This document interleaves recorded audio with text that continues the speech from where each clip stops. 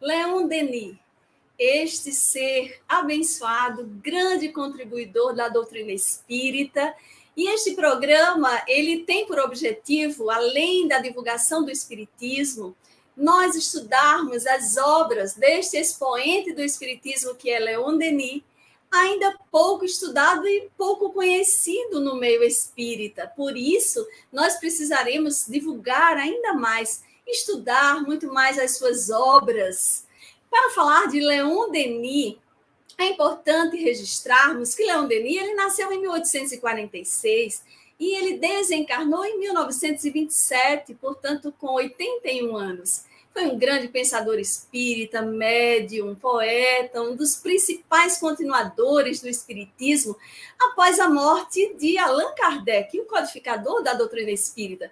Ao lado de Gabriel Delany e Camilo Flammarion, fizeram uns trabalhos belíssimos. Então, Leon Denis ele fez várias conferências por toda a Europa, em congressos internacionais, espíritas e espiritualistas, e sempre defendendo ativamente a ideia de sobrevivência da alma e suas consequências no campo das relações humanas. É conhecido como o consolidador do espiritismo. E hoje, nós vamos, então, estudar a obra Socialismo e Espiritismo. Leon Denis é um autor que ele não tem uma formação acadêmica. Ele, na verdade, muito cedo conheceu a doutrina espírita e tinha uma condição muito difícil do ponto de vista econômico, então não pôde estudar muito, teve que trabalhar muito cedo para ajudar a sustentar a família e, portanto, não tem formação acadêmica como outros autores espíritas de seu tempo. Mas isso não deixou com que Leon Denis perdesse em termos de qualidade. Ao contrário, ele, ao lado de Allan Kardec, são os que melhor entenderam as consequências morais daquilo que o Espiritismo oferece. Então, eles ofereceram para nós, tanto Kardec como Leon Denis, um manancial muito grande de reflexões, não se focando unicamente nas comunicações mediúnicas, nas análises de comprovação da imortalidade, mas fundamentalmente nas consequências morais daquilo que o Espiritismo tem. E ele escreveu várias obras. A obra que nós temos para tratar hoje é uma das últimas obras produzidas por Leon Denis. Já estava idoso quando produziu. Ele vai elaborar essa obra em 1925. Sim, ela é uma obra do século XX. A gente às vezes fica pensando, Leon Denis deve ser do século XIX. Não, essa é do século XX. É uma obra do século XX, aonde Leon Denis faz uma análise sobre o socialismo e a proposta espírita, e é interessante porque essa obra ela já é produzida após a Revolução Russa de 1917. Então, a obra já contempla algumas passagens em que ele toca sobre os resultados daquilo que aconteceu na União Soviética, na Rússia, no caso ainda, que depois iria se tornar a União Soviética, e também sobre o andamento das ideias socialistas. E aí é bem interessante nós observarmos, porque, poxa vida, Kardec é muito preocupado com a nitidez das palavras com que ele usa. Kardec sempre procura, quando constrói seus textos, oferecer uma informação mais aguda em relação ao conceito daquilo que ele está tratando. Você pegar, estou falando de Kardec, se você pegar o Livro dos Espíritos, na introdução do Livro dos Espíritos, a introdução começa assim: para designar ideias novas, são necessárias palavras novas, ou seja, Quando você quer trazer uma ideia e essa ideia ela é nova, não use palavras velhas. Porque quando você usa uma palavra velha para falar de uma coisa nova, você contamina a ideia nova com o sentido velho que a palavra possui. Aí Kardec disse, então, a gente vai ter que criar palavras novas para designar coisas novas. Aí ele vai criar a palavra espiritismo logo no começo da introdução do Livro dos Espíritos, exatamente para dizer a nós que a gente precisa, para criar um entendimento claro sobre as coisas, não mesclar os conceitos que a gente está buscando com algumas outras ideias que certas palavras podem carregar para dentro de si.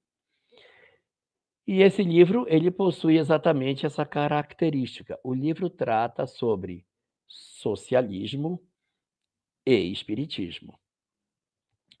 Quem olha o livro, quem lê o que está escrito na orelha do livro e quem pega o que está colocado nas costas dele, leva a seguinte informação: olha, ele está dizendo, e é verdade, ele fala no livro, da harmonia entre as propostas do socialismo e as propostas do espiritismo. Sim, em muitos momentos da obra, ele diz que o progresso da humanidade há de acontecer à medida que as ideias socialistas elas se espalharem e a possibilidade do homem viver de maneira mais objetiva os princípios da partilha que estão colocados dentro da ideia do socialismo. E aí, ele vai resgatar para essa ideia do socialismo os conceitos de socialismo que estão trazidos lá do pensamento cristão. A gente vai encontrar no pensamento de Leon Denis a apresentação do socialismo como sendo aquela sociedade na qual os indivíduos partilham, os indivíduos dividem, aonde ninguém passa necessidade, porque as pessoas se veem como irmãos e dividem as suas posses para que todos possam estar em condição de sobrevivência. Ele destaca exatamente a importância de que os homens vençam o egoísmo, essa forma perversa da nossa sociedade, que, indiferente à condição de sobrevivência das criaturas, empurra determinados indivíduos para uma circunstância de vida aonde a criatura humana ela vai experimentar dores desnecessárias. Então, esse modelo perverso de sociedade que nós possuímos, no dizer de Leon Denis, ele precisa ser substituído.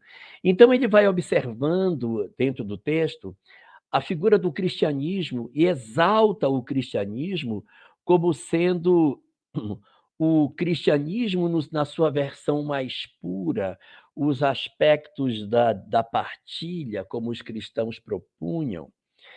Em seguida, ele vai lhe representar as ideias de Thomas Moros, que apresentam para nós o chamado socialismo utópico, que é aquele no qual a sociedade, amadurecida nos seus conceitos, entendendo a necessidade do progresso, ela revisa suas leis, ela promove a revisão dos seus conceitos e ela entra num novo estado de sociedade na qual os indivíduos, naturalmente, eles vão buscando a partilha de seus bens. Então, é muito importante que a gente tenha logo de começo essa leitura, porque é desse socialismo, o socialismo cristão e o socialismo utópico de Thomas Moros, que Leon Denis vai fazer a tese da sua fala.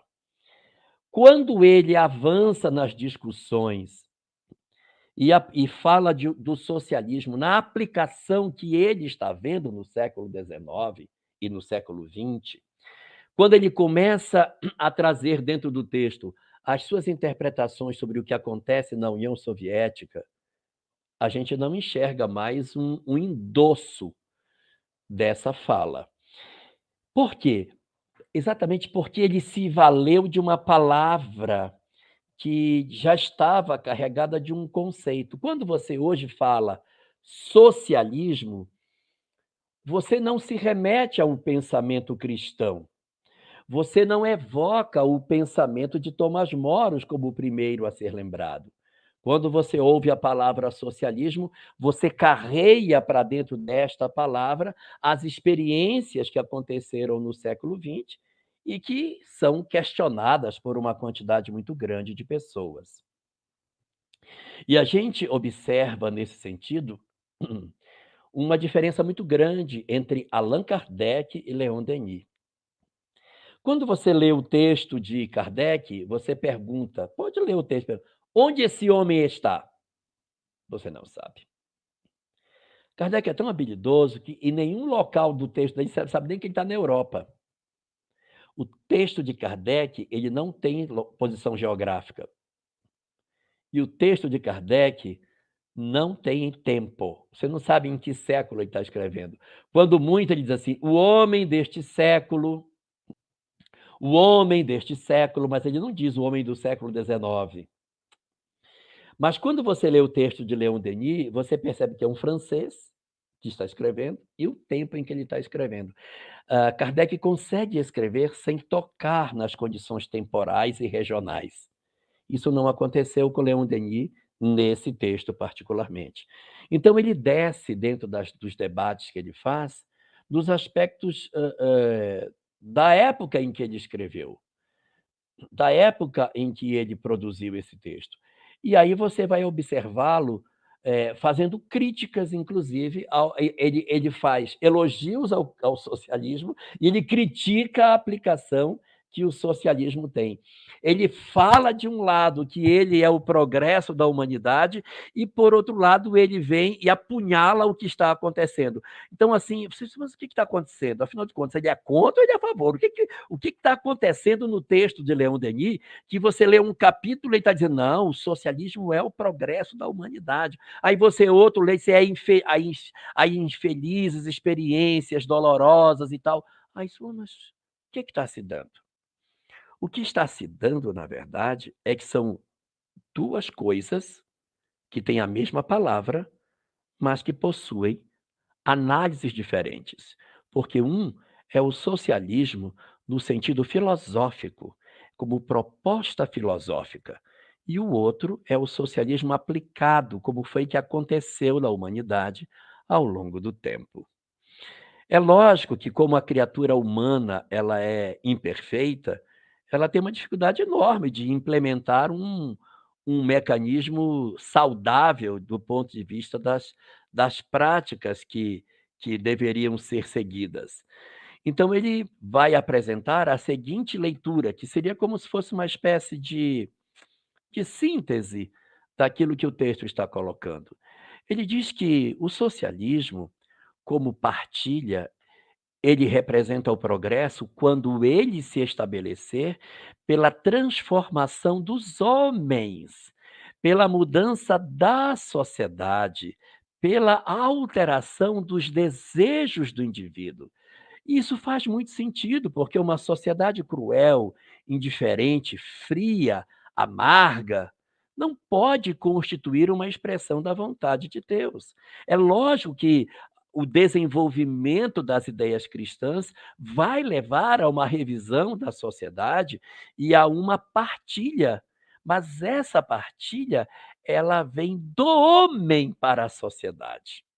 O que ele critica, e aí você vai ver ele fazendo muitas críticas a pensadores do socialismo, algumas até bastante ácidas, é porque ele está criticando esse modelo que impõe a partilha aos homens de maneira violenta. E aí ele parte para outra visão, que os regimes que tentam, isso ele falando no tempo dele, implementar a ideia da partilha, o fazem através da violência. E que esse instrumento acaba não sendo o ideal. Então, o texto fica com essas duas visões. Ora, ele está usando a palavra socialismo para dizer que é uma ideia boa, e ora, ele está dizendo que o socialismo aplicado acabou não sendo o que se desejava. E aí você vai vendo, dentro da disposição que o texto vai oferecendo para nós, todo um conjunto de reflexões feitas por Leon Denis, destacando exatamente o fator em que ele diz que o estabelecimento do socialismo sobre o mundo tem que ser uma obra pacífica. Agora, se ela for sangrenta, ela necessariamente irá ser fruto de um equívoco. Então ele diz que, se acontecer por uma via sangrenta, ela não demonstra os objetivos que se buscava. Por quê? Porque o objetivo desse modelo é transformar o homem, falando ao coração dele, que o homem se sinta chamado a uma mudança. Certamente, algumas pessoas vão dizer: mas se for esperar que as pessoas se transformem, isso nunca vai acontecer. Realmente vai demorar mais.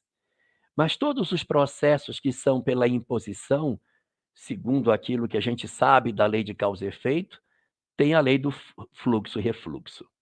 Joana de Ângeles chega a dizer que todas as decisões tomadas a golpe de machado, nós voltaremos a ela. Então, se você faz uma mudança de um determinado modelo social a partir de uma fratura, de uma revolução, de uma transformação abrupta, os indivíduos não estão preparados para isso.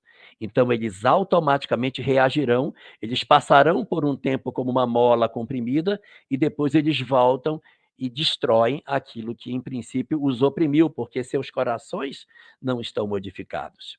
É preciso dar tempo para que essas mudanças possam acontecer. E isso é um processo lento. Então, aí, como diz Leon Denis, o problema social é, antes de tudo, um problema moral. Porque não dá para mudar uma sociedade de cima para baixo. Então, qual é a proposta que a gente pode fazer? A transformação das criaturas. Vai demorar, mas é assim que é feito. Se nós não somos capazes de convencer o outro a amar, a culpa não pode ser dele. Nós não temos capacidade para convencer as pessoas de que temos que partilhar? Será que nós não somos capazes de democraticamente construirmos leis que vão protegendo os mais frágeis e impedindo com que determinadas circunstâncias que aconteciam no passado, elas venham a ser remodeladas? Então, o texto que Leon Denis vai apresentar é uma proposta no sentido de oferecer aos homens uma transformação gradual pela evolução dos conceitos e não através de uma tentativa abrupta de transformação. Um segundo ponto que ele também critica é esse sequestro da espiritualidade que foi feito durante o século XIX com a criatura humana. Ele diz que a tentativa de implantar uma sociedade fraterna, retirando do homem todos os aspectos de religiosidade, conspira contra os objetivos. Porque é necessário a espiritualização, é necessário a compreensão mais exata do pensamento cristão para que o homem consiga realmente participar desse processo. Nós iríamos ter depois, vai acontecer depois de Leon Denis, uma encíclica chamada Rerum Novarum, aonde o Papa propõe exatamente o chamado socialismo cristão, aonde o homem, por partilha, por entendimento que todos são irmãos, faria uma divisão inspirado nos sentimentos da religiosidade. Só que o que Leon Denis vai criticar no texto? Que os homens que ele estava assistindo promoverem a implantação de uma ideia muito feliz, que é essa ideia da partilha, utilizavam-se da retirada da espiritualidade. Aí ele diz: não dá para ser assim, porque se tirarmos do homem o espiritual, vai desmontar o socialismo. Porque ele precisa ser feito pela mudança do homem. E a mudança do homem exige um algo espiritual, existe um ideal superior.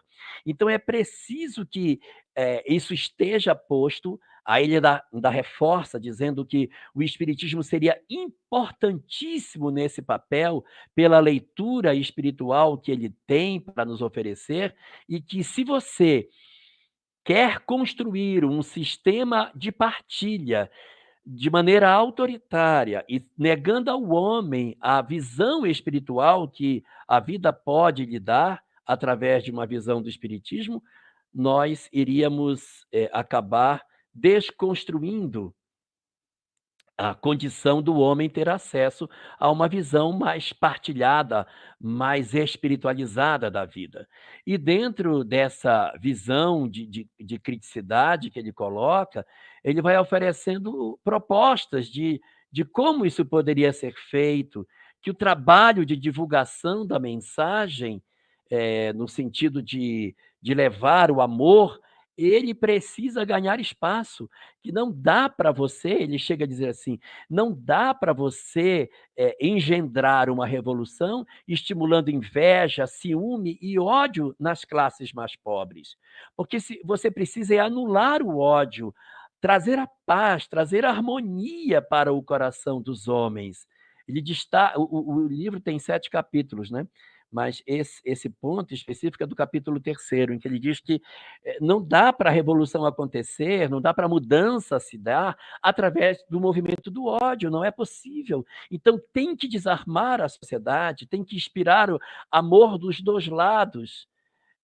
Aí algumas pessoas poderiam dizer, mas isso não vai acontecer, mas a reencarnação é para isso.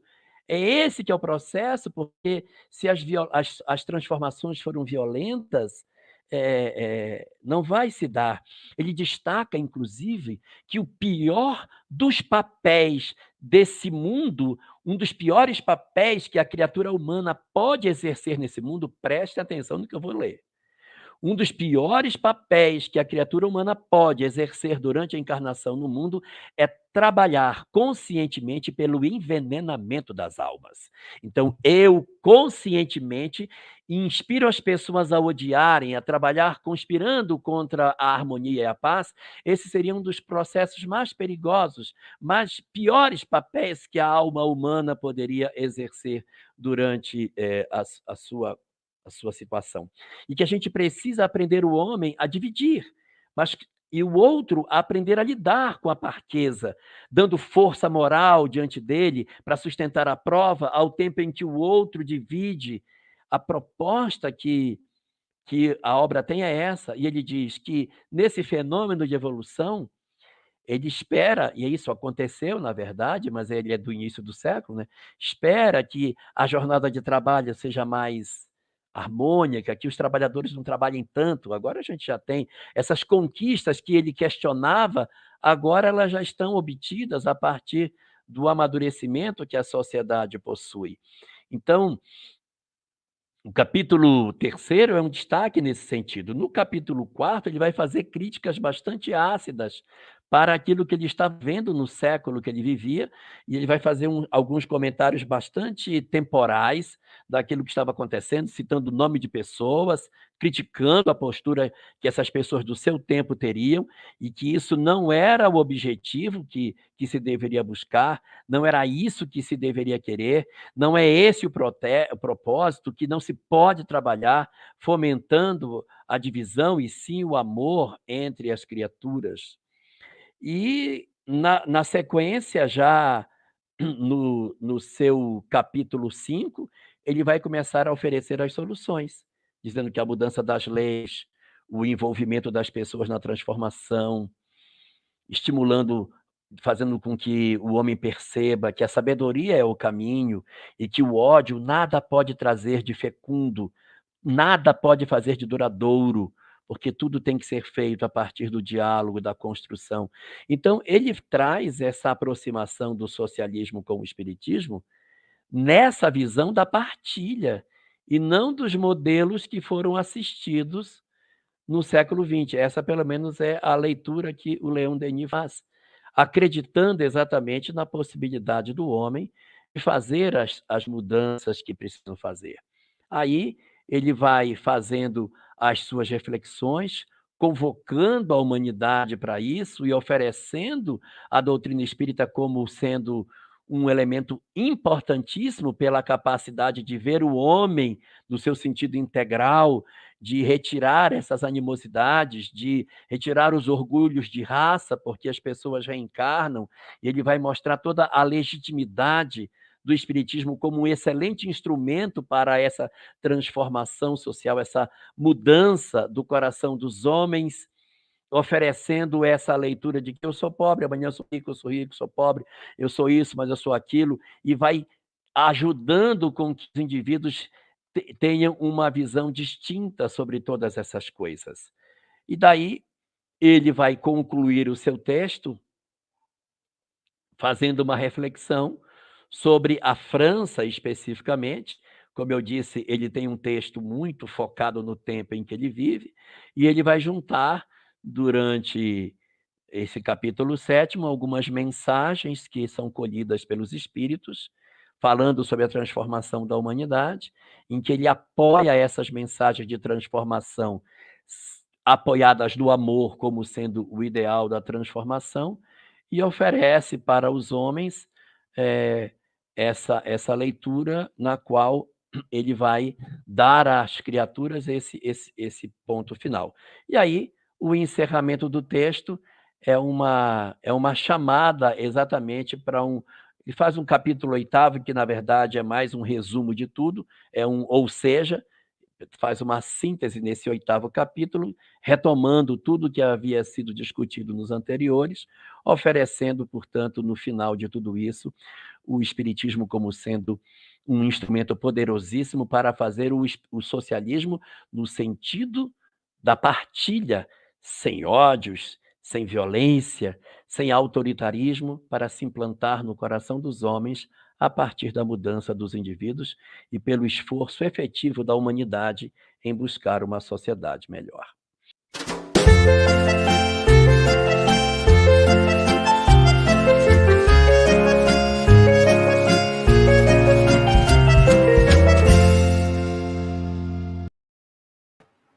Belíssima síntese, Elahá, dessa obra tão magnífica, Socialismo e Espiritismo, de Leon Denis.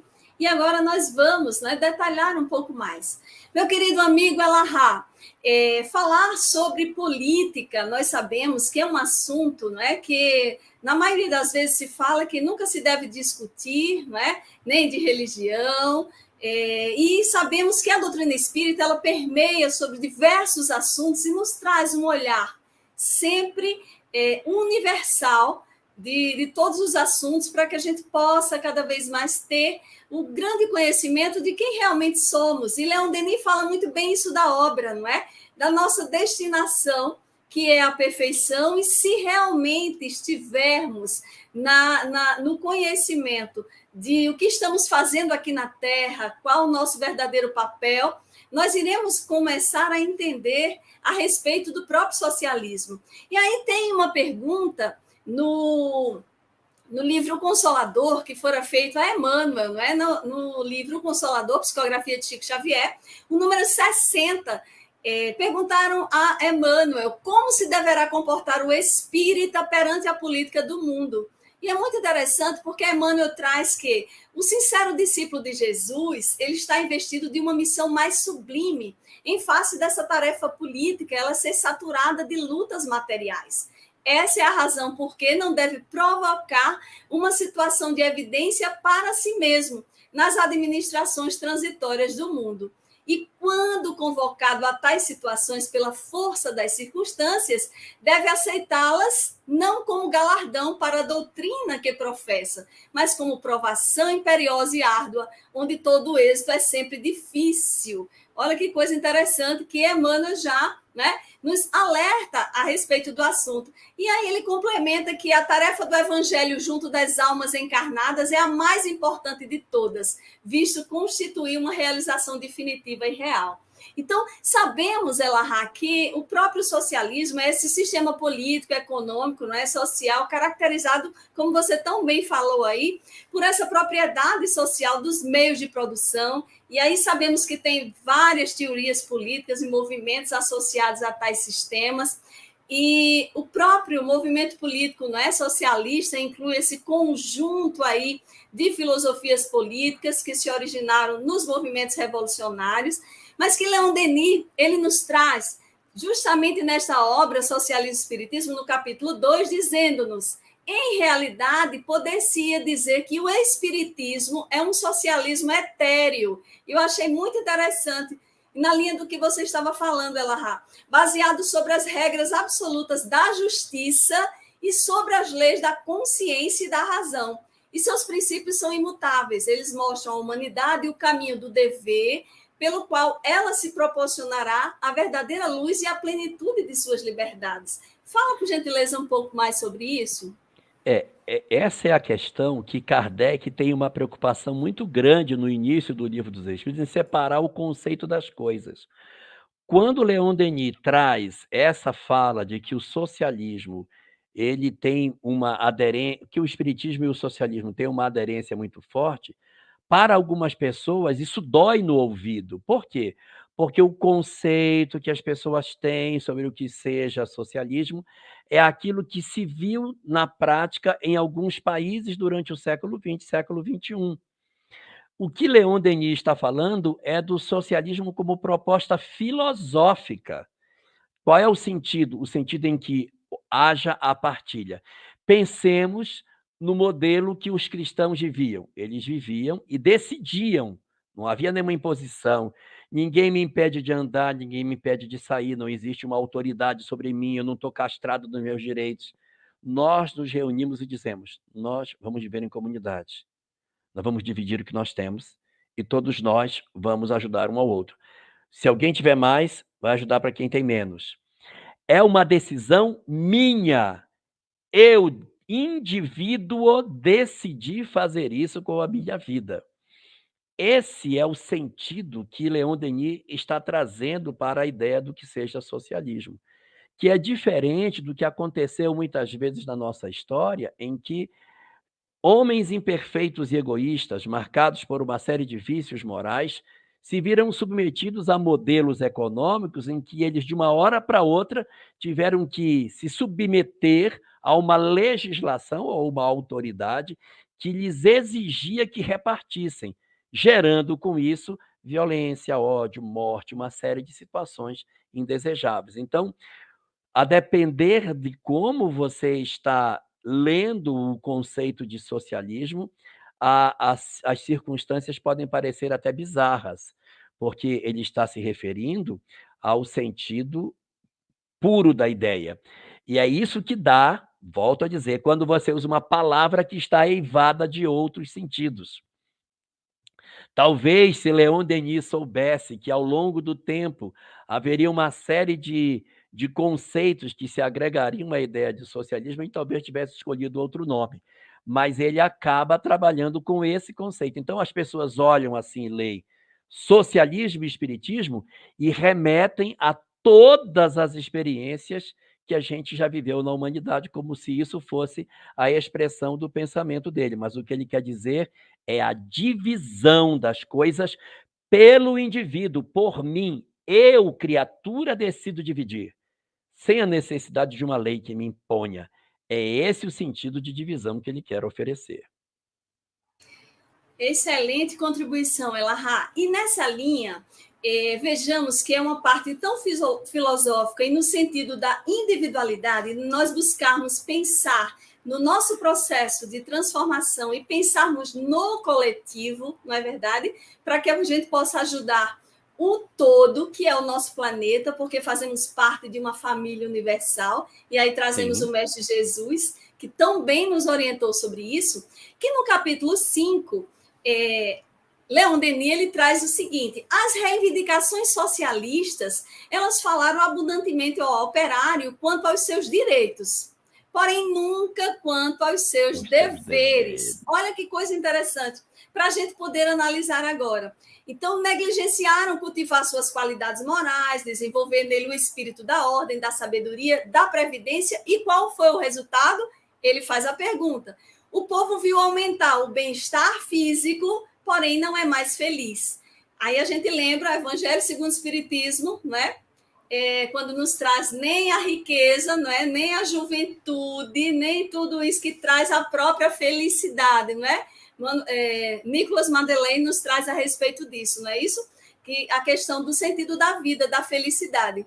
Então, nós estamos falando no processo de socialismo nessa ideia, que aí, por isso que para muitos é utopia, e o Espiritismo nos traz tão bem com a proclamação, vamos chamar assim, da vida futura que trouxe trazida por Jesus, não é verdade?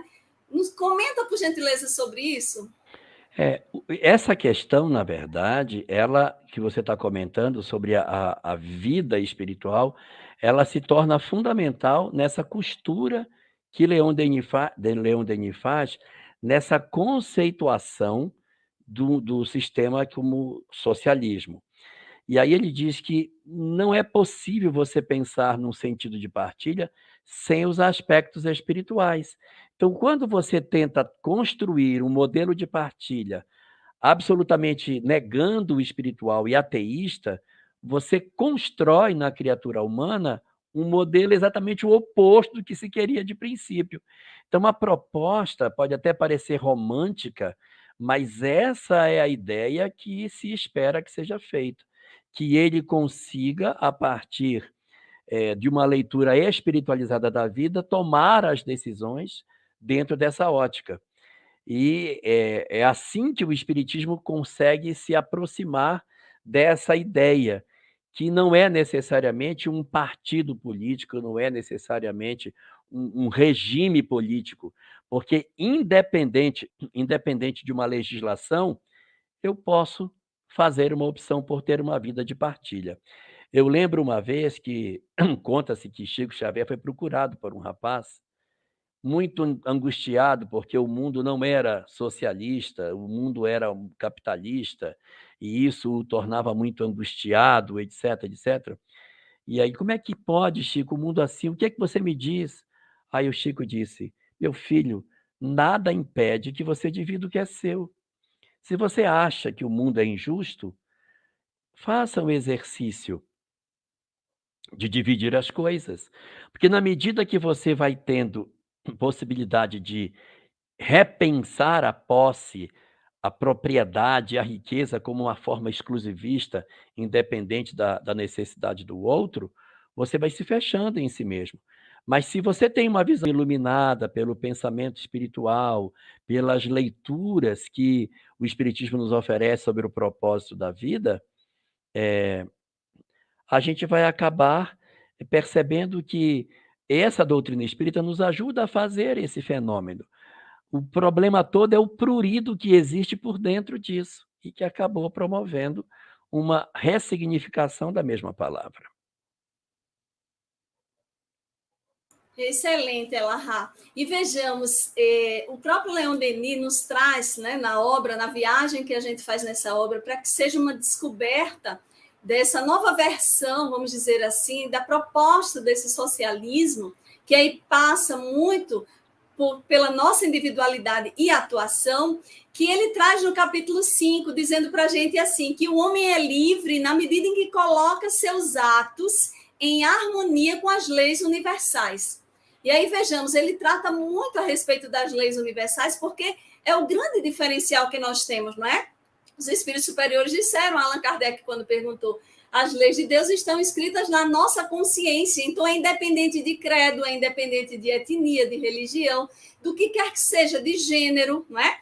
Então, Leon Denis trata, para reinar a ordem social, o espiritismo, o socialismo e o cristianismo, ele diz, devem dar-se as mãos. E é muito interessante nesse sentido, porque ele diz o seguinte: do espiritismo pode nascer o socialismo idealista. Há um interesse capital em congraçar essas três ordens de ideias. O ser deve se aperfeiçoar, desenvolvendo suas qualidades inatas e apagando os estigmas de suas vidas anteriores. Aí, na realização da partilha, e aí o lado moral é o que vai realmente diferenciar. Por isso, Elahá, comenta para a gente, por gentileza, em relação a Kardec nos muito bem, né? Na compilação, na obra obras póstumas falando a respeito da aristocracia intelecto-moral, que é esse poder dos melhores, não é? Já nos dando essa ideia e que ratificado aqui pela mensagem de Leon Denis. Fala, por gentileza, sobre isso, essa aristocracia, nessa linha que Leon Denis nos fala muito bem sobre essa junção aí de dar-se as mãos e na parte moral. Nesse capítulo 5, começa no capítulo 4 e depois termina no 5, você vai observar que Leon Denis vai criticar todas as aplicações socialistas do período que ele conhece. Ele não tem nenhum que dizer assim, essa aplicação tá boa. Todas ele diz, essa aqui não tá legal, essa outra. Ele vai passando uma por uma e vai criticando todas as aplicações. Por quê? Porque elas ficaram divorciadas desse aspecto espiritual. Porque você querer fazer a partilha arrancando do homem a sua espiritualidade, você mutila a mensagem, que é uma mensagem de fraternidade. Ela acaba não alcançando o seu objetivo.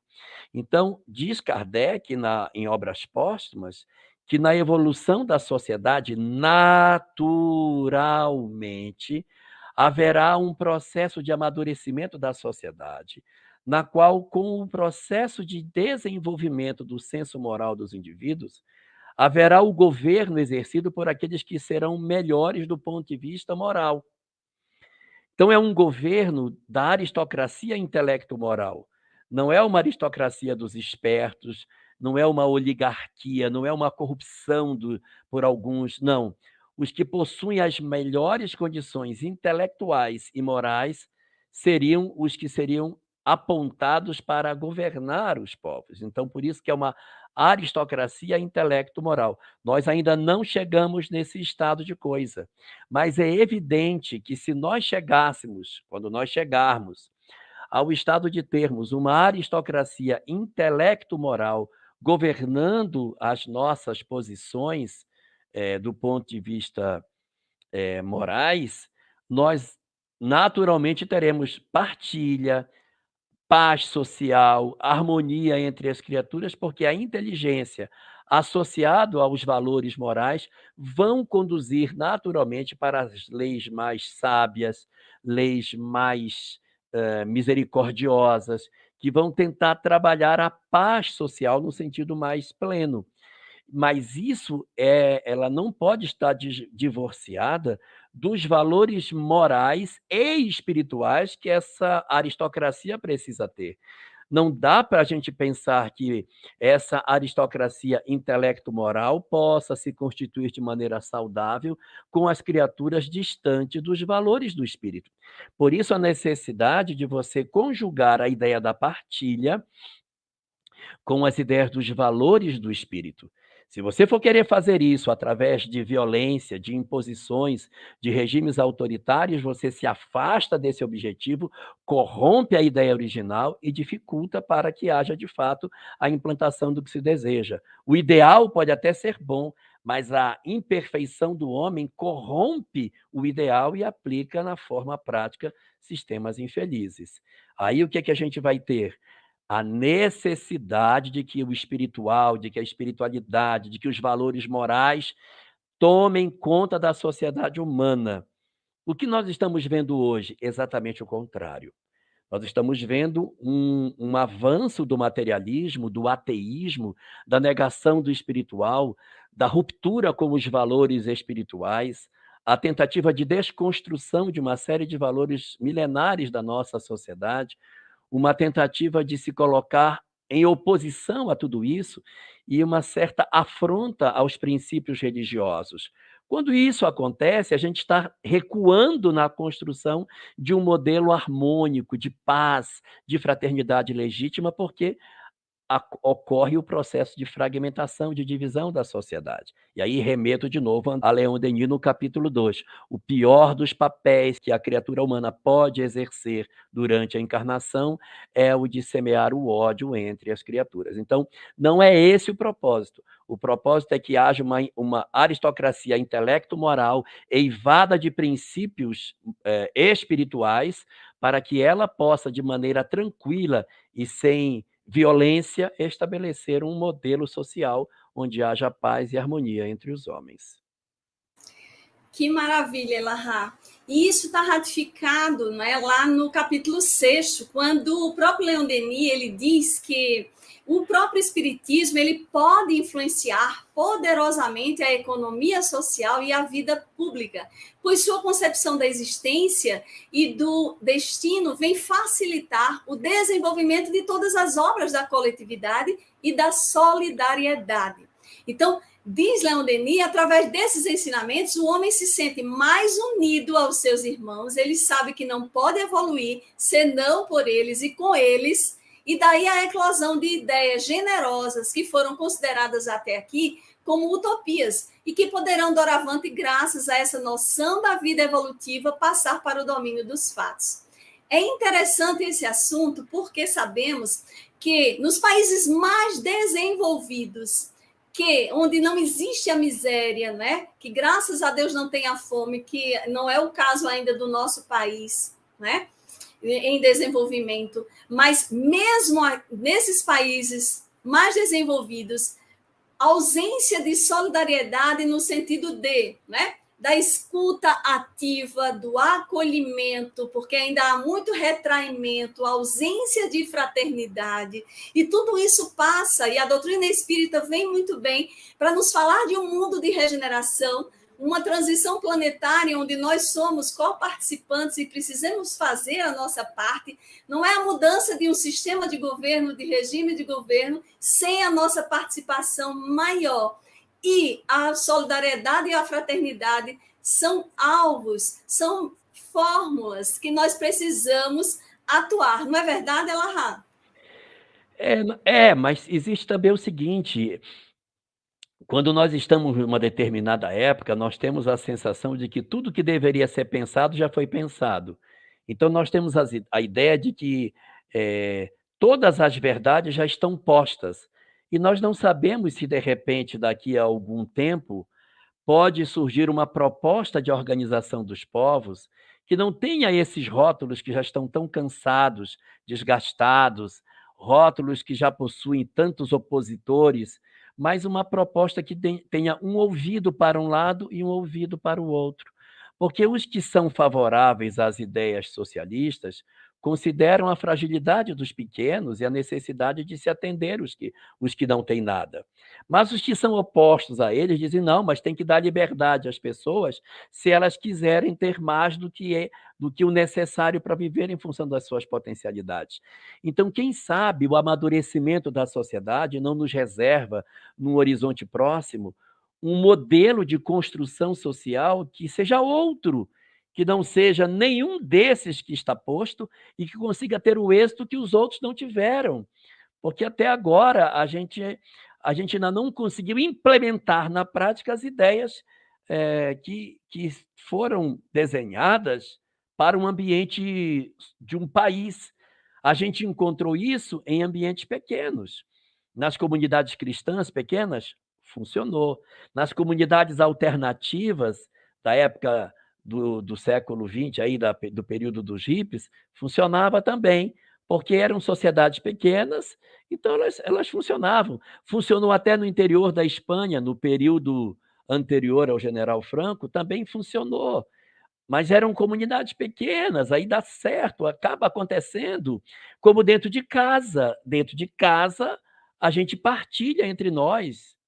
Então, nos modelos pequenos, tem funcionado. Quando joga para um país, talvez a gente tenha que esperar um pensador que ainda não tenha publicado suas obras, que venha dizer como que o povo deve se organizar para que a gente consiga garantir todo esse equilíbrio sem descurar da espiritualidade, ocupando o espaço de não deixar com que ninguém passe necessidade, ouvindo os aspectos daquele que deseja ter o direito de propriedade, considerando a necessidade da espiritualidade. Nós não temos um modelo econômico ainda.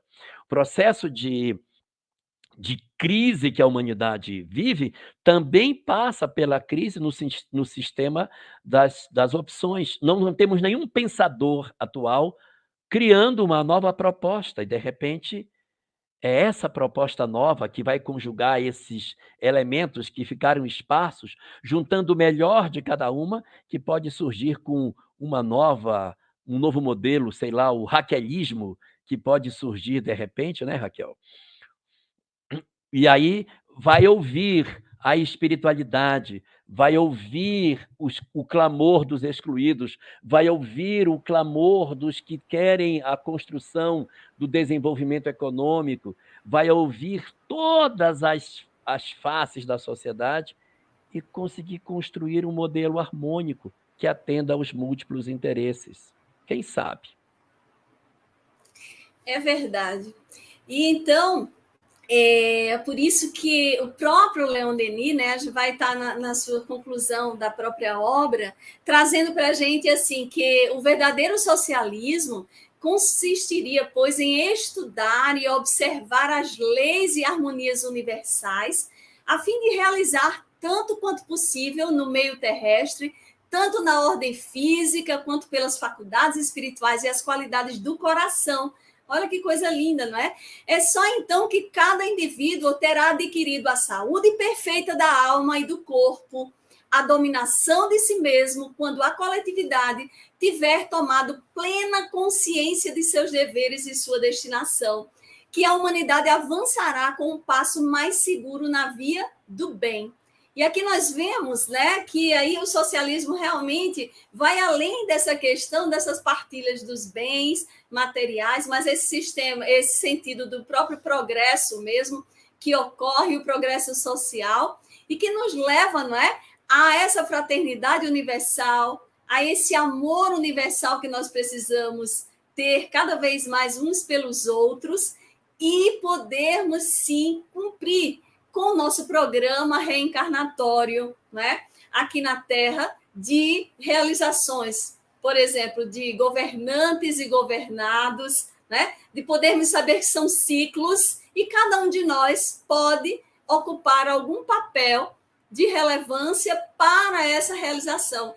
E até hoje, nos dias atuais, isso só vai prosperar verdadeiramente, sabemos, quando se deixar de ter egoísmo, ter orgulho e pensar no coletivo, porque são chagas da humanidade e por isso tantos sistemas, tantas coisas acontecem até os dias atuais e são formados por pessoas, nós, indivíduos, que precisamos então começar a fazer essa viagem interior de renovação para que realmente o planeta se modifique e a gente tenha de uma forma adequada um sistema que venha atender a todos, né? Pelo merecimento e, acima de tudo, pelo reconhecimento, né? Das nossas próprias ações.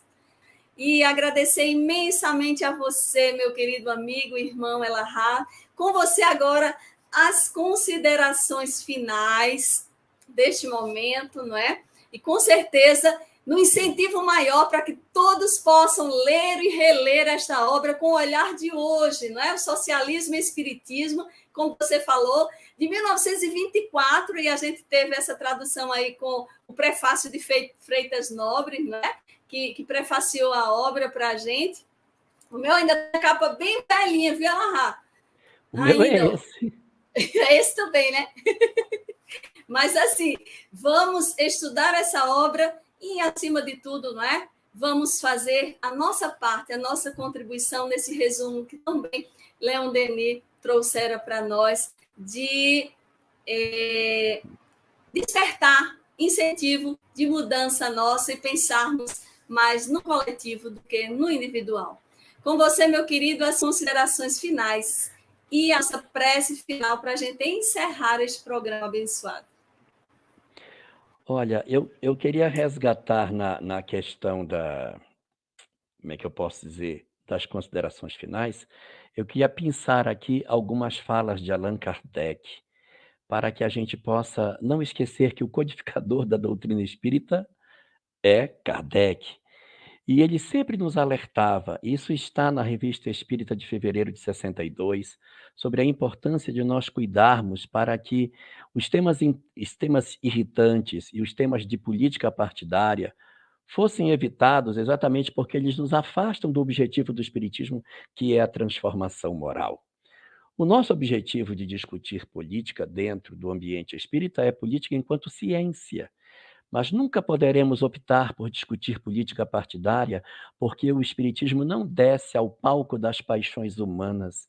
O espiritismo não tem predileção por lado político. Ele não é nem a esquerda, nem a direita, ele é de cima. Eu poderia elencar aqui uma série de passagens de O Livro dos Espíritos que apresentam pontos muito parecidos com os pontos da esquerda, mas eu posso elencar também muitos pontos da doutrina espírita que são parecidos com os pontos da direita. Ocorre que o espiritismo, ele não se permite ser cooptado nem pela esquerda nem pela direita, porque ele não está procurando ideias para compor o seu quadro de pensamento.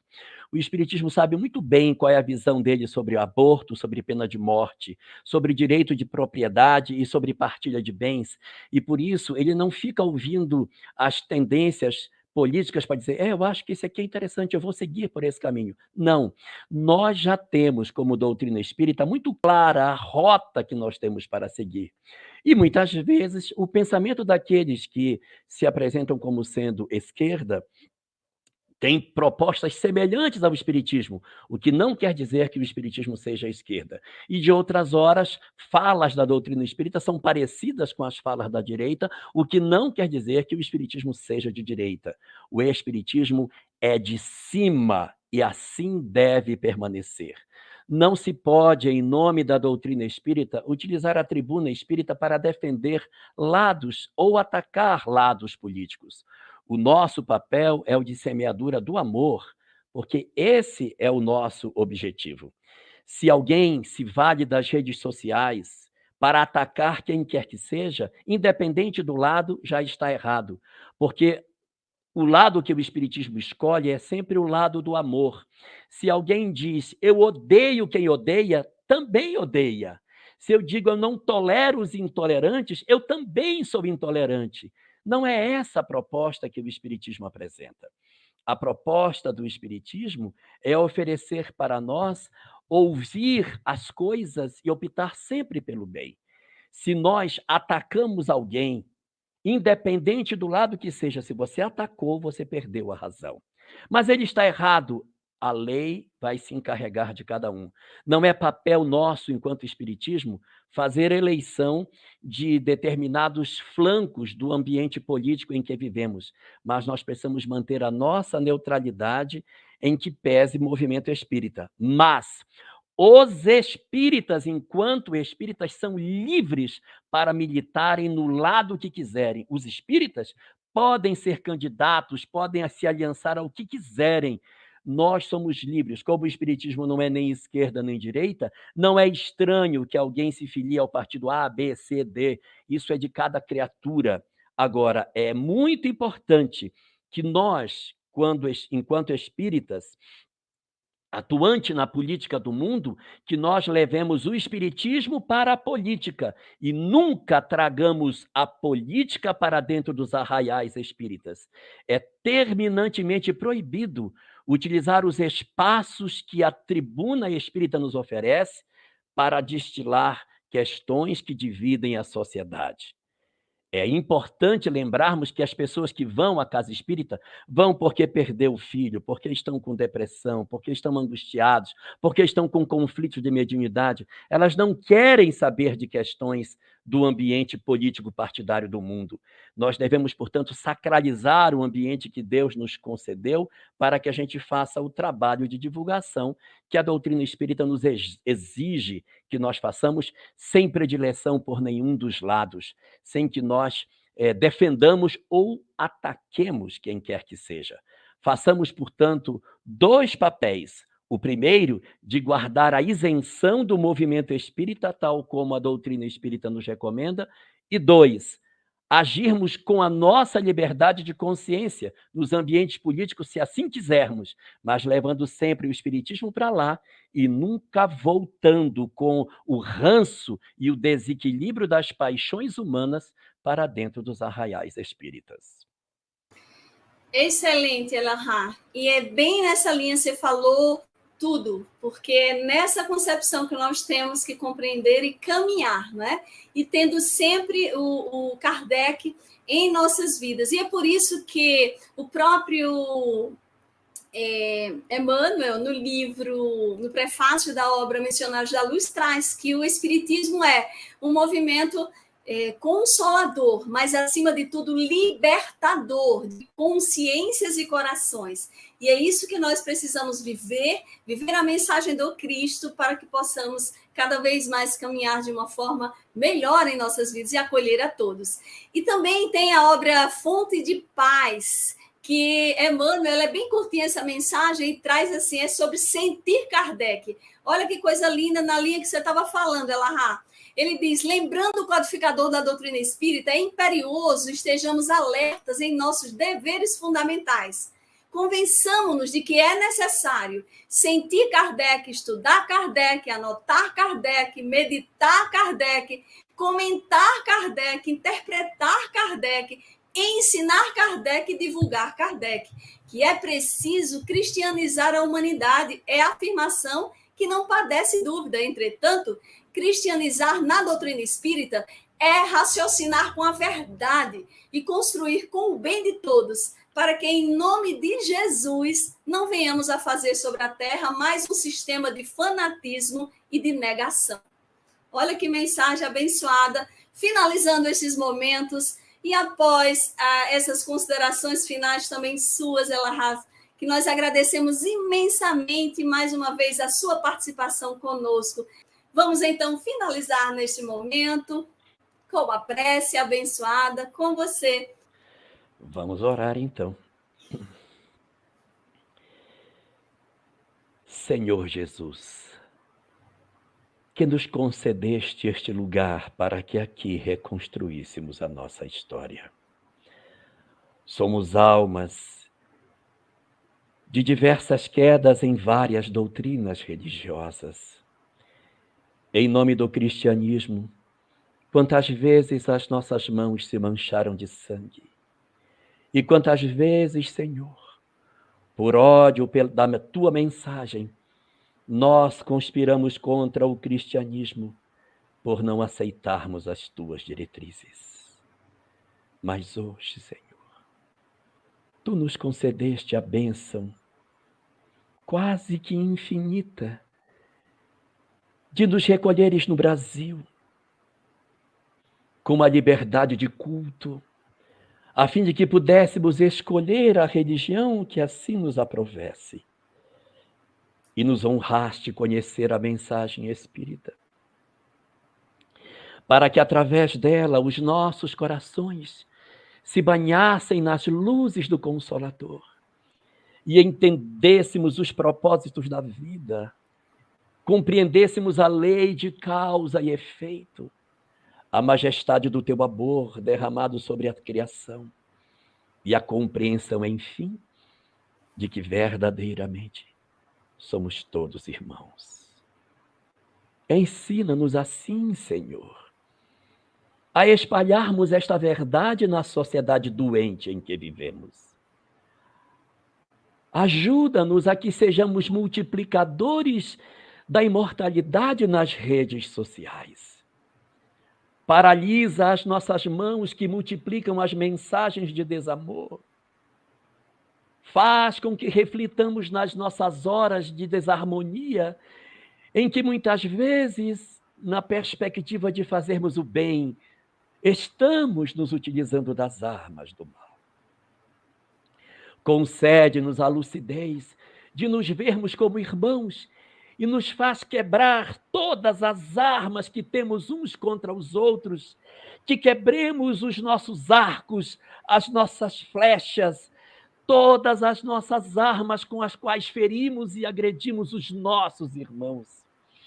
Que saibamos, em nome da doutrina espírita, da compreensão excelsa de Jesus, o Cordeiro, que em teu nome, Senhor, consigamos exercer o processo de partilha legítima, que consigamos abraçar a todas as pessoas, a desenvolver o amor por aqueles que pensam diferente de nós, mas que hoje já compreendemos que não conseguiremos construir uma sociedade de paz sobre a guerra. Dá-nos assim a serenidade de espírito para que dulcifique as disposições mais íntimas das nossas almas e nós saibamos olhar com ternura para todas as criaturas, que nós entendamos que por trás da violência existe um coração que chora, um coração ferido, uma alma apunhalada nas suas dores, e que os nossos corações jamais esqueçam que as virtudes dos céus é que devem reger a terra. Que nós, assim, consigamos exercer o nosso papel na sociedade, de sermos convocados nesse momento de uma sociedade que está tão doente, para falar de amor, para falar de imortalidade, para consolar as criaturas e evitar assim a multiplicação do ódio e do desamor. Sim, meu Senhor, nós estamos convocados para sermos arautos da tua mensagem. Não permite que esqueçamos isso, mas te rogamos, convoca-nos novamente para que, inspirados por propósitos distintos, nós possamos retornar ao cenário de lutas que tu nos convocaste, para enfim dizermos a que viemos, espalhando paz e bênção em teu nome na sociedade brasileira.